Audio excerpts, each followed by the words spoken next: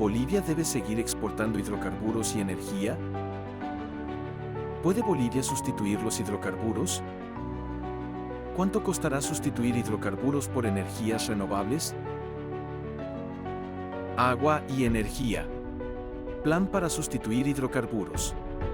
Es una respuesta desde la ingeniería a un problema de dimensiones mayores que la humanidad deberá resolver durante el siglo XXI. Aplicación a Bolivia.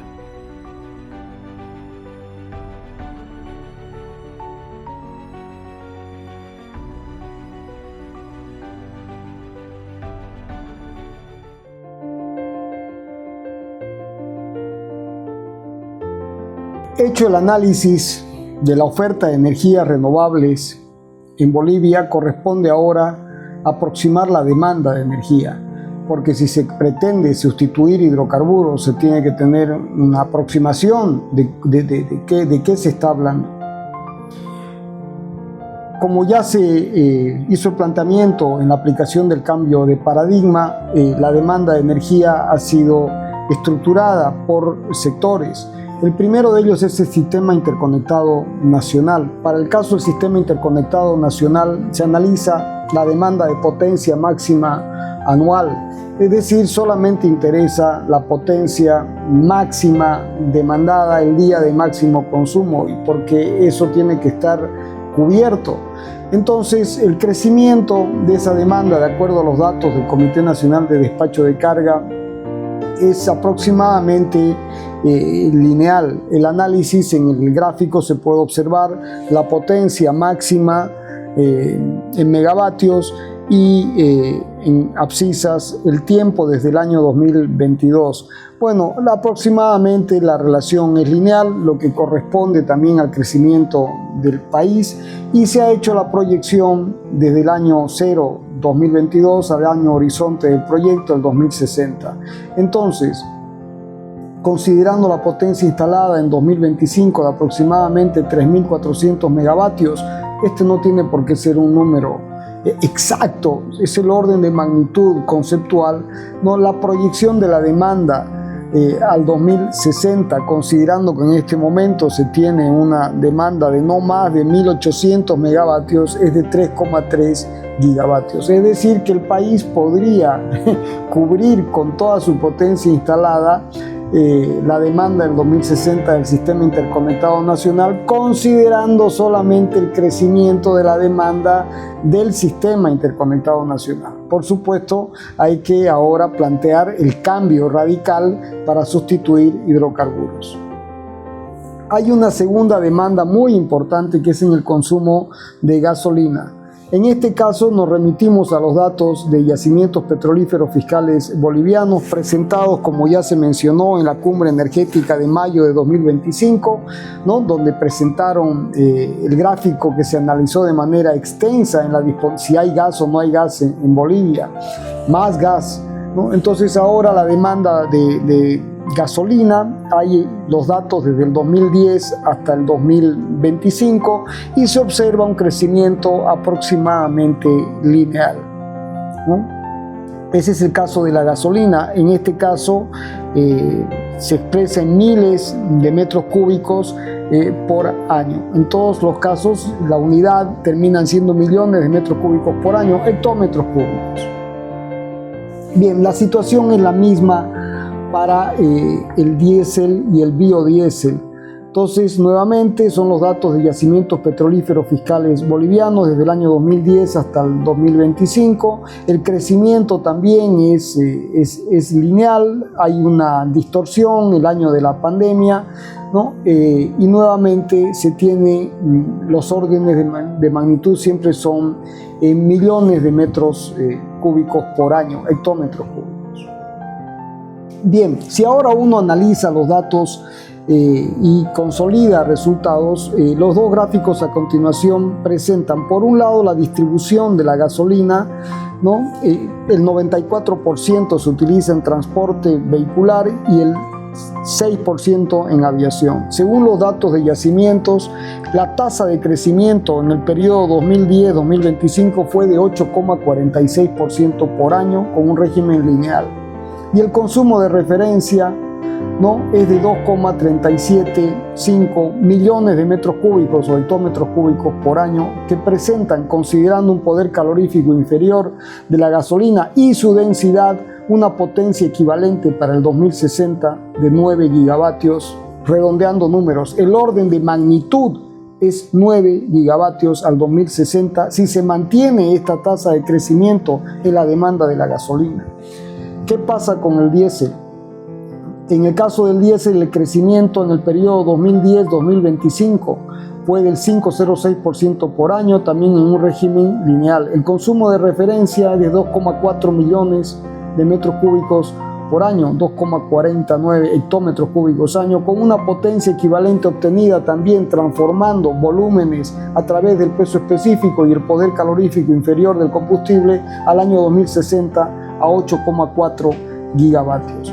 Es muy interesante analizar que la demanda de diésel industrial es del 1%, comercial 1%, construcción 2%, agropecuario, esto es muy importante, el campo demanda el 12% del diésel y curiosamente el transporte se lleva el 84% del diésel, un transporte ineficiente como veremos a continuación.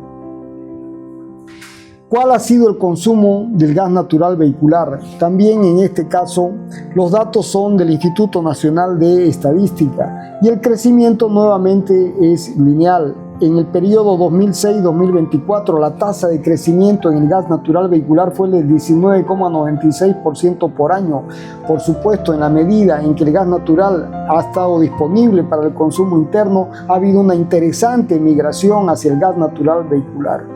El consumo de referencia en este caso es de 908 hectómetros cúbicos por año y la potencia equivalente, ¿no?, de 8,8 gigavatios. ¿No? En el gráfico siempre se tiene el consumo anual en millones de metros cúbicos por año en función del tiempo. Ahora, ¿cuál ha sido el consumo del gas natural con fines domésticos y comerciales? También el crecimiento es lineal. En el periodo 2006-2024, la tasa de crecimiento es del 32,39% por año, altísima, con un consumo de referencia de 303 millones de metros cúbicos por año y una potencia equivalente para el 2060 proyectada con esa tasa de crecimiento en régimen lineal de 4,5 gigavatios.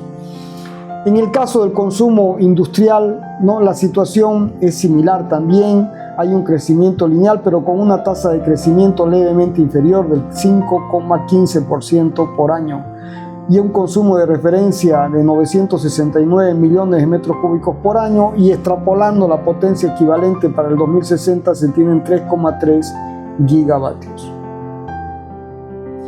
Bien, entonces, además hay que sumar y considerar la posibilidad de que el país cuente con el corredor bioceánico ferroviario de integración operado con energía hidrosolar para que sea sostenible sin hidrocarburos. La ruta considerada es desde el puerto de Santos en Brasil, pasando por Bolivia para terminar en el puerto de Hilo con su derivación marítima al puerto de Chancay, para tener la conexión con el puerto de Shanghái en China. Este es un tema extenso que será tratado por separado, donde se dispone de una ingeniería conceptual preliminar. Ahora solamente se presentarán los resultados de la demanda de potencia para que esto funcione.